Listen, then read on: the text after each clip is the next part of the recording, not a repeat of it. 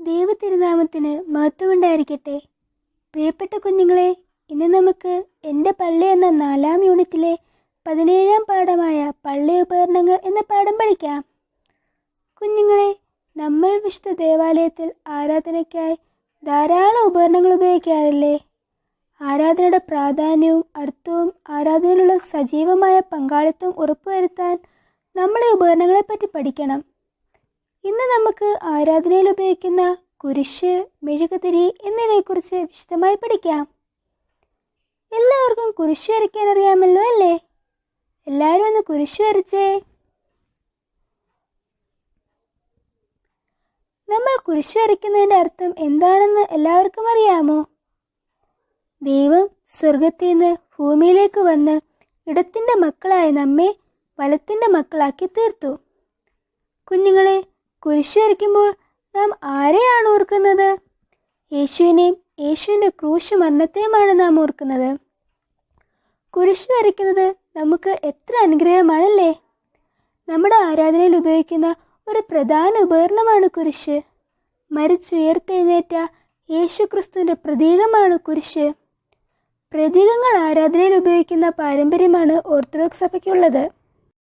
ഈ പ്രതീകങ്ങൾ രൂപങ്ങളോ വിഗ്രഹങ്ങളോ ഒന്നുമല്ല, യേശുക്രിസ്തുവിലൂടെ പൂർണ്ണമാക്കപ്പെട്ട ദൈവത്തിൻ്റെ രക്ഷണീയ പ്രവർത്തനങ്ങളെ പരിമിതികളുള്ള ലിമിറ്റേഷൻസ് ഉള്ള മനുഷ്യചിന്തകൾക്ക് മനസ്സിലാക്കാൻ പ്രയാസമാണ്.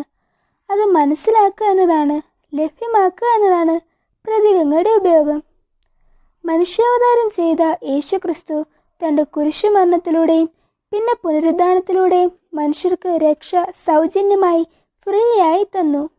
അതുകൊണ്ട് എല്ലാ ആരാധനയ്ക്കും കുരിശ് അനിവാര്യമാണ്. ക്രൂശിത രൂപമില്ലാത്ത കുരിശാണ് മലങ്കര ഓർത്തഡോക്സ് സഭ ഉപയോഗിക്കുന്നത്. ക്രൂശിൽ മരിച്ച ക്രിസ്തു ഉയർത്തെഴുന്നേറ്റതുകൊണ്ടാണ് നമ്മൾ ക്രൂശിത രൂപം ഉപയോഗിക്കാത്തത്. 4-ാം നൂറ്റാണ്ട് വരെ സഭയുടെ ആരാധനയിൽ കുരിശ് ഉപയോഗിച്ചിരുന്നില്ല.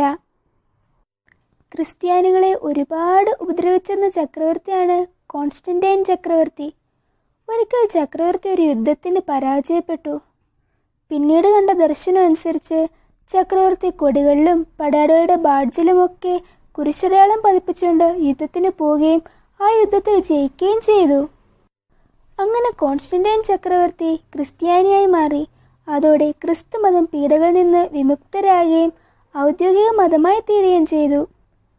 AD 345 കോൺസ്റ്റന്റൈൻ ചക്രവർത്തിയുടെ അമ്മയായ ഹെലനി രാജ്ഞി യെരുശലേമിൽ കർത്താവിൻ്റെ കുരിശ് കണ്ടെത്തുകയും ചെയ്തതോടുകൂടി കുരിശിൻ്റെ പ്രാധാന്യം വർദ്ധിച്ചു. ക്രിസ്ത്യാനികൾക്ക് ആരാധനാ സ്വാതന്ത്ര്യമുണ്ടായതോടുകൂടി പള്ളികൾ സ്ഥാപിക്കപ്പെട്ടു. അങ്ങനെ ആരാധന വളർന്നു. ആരാധനയിൽ കുരിശ് ഉപയോഗിക്കുന്ന പാരമ്പര്യവും നിലവിൽ വന്നു. മനുഷ്യകുലം രക്ഷിക്കപ്പെട്ടത് ദൈവപുത്രൻ്റെ കുരിശ് മൂലമാണ്, യേശുവിൻ്റെ ക്രൂശ് മരണത്താലാണ്. നമ്മുടെ പാപങ്ങൾക്കെല്ലാം പരിഹാരമായി യേശു ബലിയായത് ആ കുരിശിലാണ്. കുരിശ് കർത്താവിൻ്റെ ബലിപീഠമാണ്. അതുകൊണ്ട് കുഞ്ഞുങ്ങളെ, നാം കുരിശിനെ വന്ദിക്കണം. കുഞ്ഞുങ്ങളെ, നാം കുരിശിനെ ധ്യാനിക്കുമ്പോൾ അല്ലെങ്കിൽ വന്ദിക്കുമ്പോൾ കുരിശിൽ തറയ്ക്കപ്പെട്ട കർത്താവിനെയാണ് നാം ധ്യാനിക്കുന്നത്. അല്ലാതെ പൊന്ന്, വെള്ളി, തടി, കല്ല് എന്നിവ കൊണ്ടുണ്ടാക്കിയ കുരിശ് എന്ന രൂപത്തെ അല്ല. കുരിശിനെ ധ്യാനിക്കുന്നതും വന്ദിക്കുന്നതും ഒരിക്കലും വിഗ്രഹാരാധനയെ തെറ്റിദ്ധരിക്കരുത്, മറിച്ച് അതൊരു അനുഗ്രഹമായി കാണണം. കുഞ്ഞുങ്ങളെ, അന്യദൈവങ്ങളുടെ ബിംബങ്ങളെ ഉണ്ടാക്കുകയും ആരാധിക്കുകയും ചെയ്യരുതെന്നാണ് ദൈവകൽപ്പന. വേദപുസ്തക സംഭവങ്ങളുടെ ഓർമ്മയ്ക്കും അറിവിനും പിന്നെ വിശ്വാസികളെ സജീവമായി ആരാധനയിൽ പങ്കെടുപ്പിക്കുവാനും ഉപയോഗിക്കുന്ന പ്രതീകങ്ങൾ ഒരു കാരണവശാലും ബിംബങ്ങളാവുകയില്ല. കുരിശ് സമാധാനത്തിൻ്റെയും വിജയത്തിൻ്റെയും രക്ഷയുടെയും അടയാളമാണ്. കുരിശ് സാത്താനെതിരായ ആയുധമാണ്. നാം നമ്മുടെ കാവലിനും രക്ഷയ്ക്കും വേണ്ടി മശിഹായുടെ കുരിശിൽ സങ്കേതപ്പെടണമെന്നും കുരിശിനെ എല്ലായ്പ്പോഴും നമ്മിൽ വഹിക്കണമെന്നും ഓർക്കുവാനായി കുരിശിൻ്റെ അടയാളം നമ്മിൽ വരയ്ക്കണം. പഴയ നിയമത്തിലുള്ള കുരിശിൻ്റെ സൂചനകൾ ഏതെല്ലാമാണെന്നറിയാമോ? പർദീസിലെ ജീവവൃക്ഷം, നോഹയുടെ പെട്ടകം, ഇസഹാക്ക് ചുമന്ന വിറക്, യാക്കോബ് കണ്ട ഏണി, മോശയുടെ ഉയർന്ന വടി, യാക്കോബിൻ്റെ വടി, മരുഭൂമിയിലെ പിച്ചള സർപ്പം.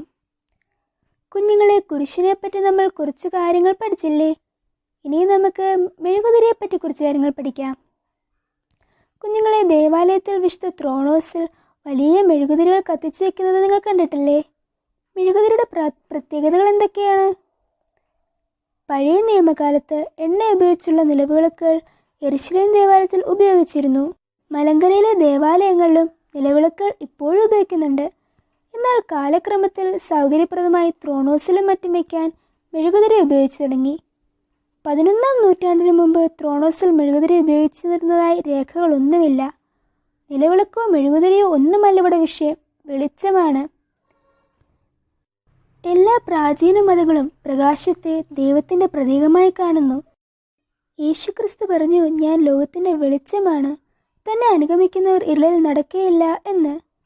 കർത്താവിന്റെ ജനനത്തിൽ അന്ധകാരത്തിലിരുന്ന ജനം വലിയ വെളിച്ചം കണ്ടുവെന്ന് വിശുദ്ധ മത്തായിയുടെ സുവിശേഷം 4-ാം അധ്യായത്തിൻ്റെ 16-ാം വാക്യത്തിൽ കാണുന്നു. വെളിച്ചം ഇരുളിനെ ഇല്ലാതാക്കുന്നു, എല്ലാത്തിനെയും പ്രകാശിപ്പിക്കുന്നു. നമ്മുടെ കുർബാനകളിൽ ത്രോണോസിന് ഇടത്തും വലത്തുമായി 2 മെഴുകുതിരികളെങ്കിലും ഉണ്ടായിരിക്കണമെന്ന് നിഷ്കർഷിക്കുന്നു. പാപത്തിൻ്റെ അന്ധകാരത്തിൽ നിന്ന് പ്രകാശത്തിലേക്ക് തിരിയണമെന്ന് ഓർമ്മപ്പെടുത്തലാണ് മെഴുകുതിരിയുടെ സന്ദേശം. ദൈവം നമ്മുടെ പ്രകാശവും രക്ഷയുമാകുന്നു എന്ന സന്ദേശവും കൂടി നൽകുന്നു. കുഞ്ഞുങ്ങളെ, വിശുദ്ധ കുർബാന പരസ്യമായി ആരംഭിക്കുന്നതിന് മുമ്പ് നാം പാടുന്ന ഗീതം ഏതാണ്? നമുക്ക് ഒന്നിച്ചൊന്ന് പാടാം.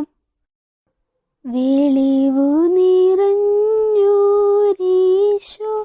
നിൻ വെളിവാൽ കാണുന്നു, വെളിവിയടിയാരഖില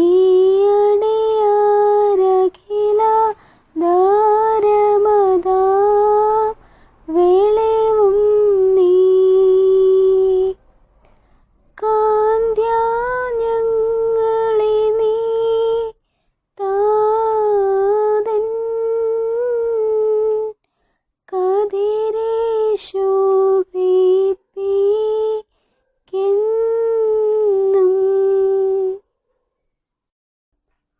ഈ ഗാനം പാടുന്ന സമയത്താണ് ത്രോണോസിൽ ശുശ്രൂഷകൻ തിരികൾ കത്തിക്കുന്നത്. ആദ്യം ഇടത്തും പിന്നെ വലത്തും. നമ്മുടെ പള്ളികളിലെ ത്രോണോസിൽ 12 മെഴുകുതിരികളെ കാണാം. അത് 12 അപ്പോസ്തലന്മാരുടെ പ്രതീകമായും കാണാം. കുഞ്ഞുങ്ങളെ, ഇനി നമുക്ക് വാക്യം പഠിക്കാം. കൊരിന്ത്യർക്ക് എഴുതിയ 1-ാം ലേഖനം 1-ാം അധ്യായം 18-ാം വാക്യം.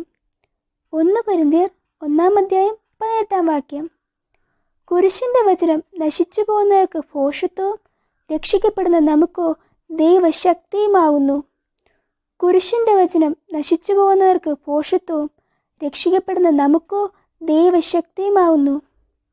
കുഞ്ഞുങ്ങളെ, നാം കുരിശിനെ വന്ദിക്കുമ്പോൾ ആ കുരിശിൽ നമുക്ക് വേണ്ടി ബലിയായി തീർന്ന കർത്താവിനെയാണ് വന്ദിക്കുന്നതെന്ന് ഒരിക്കലും മറക്കരുത്. യേശു ലോകത്തിൻ്റെ വെളിച്ചമാകുന്നത് പോലെ നാമും മറ്റുള്ളവർക്ക് പ്രകാശമായി തീരുവാൻ ദൈവം ഏവർക്കും കൃപ നൽകട്ടെ. ദൈവം ഏവരെയും അനുഗ്രഹിക്കട്ടെ.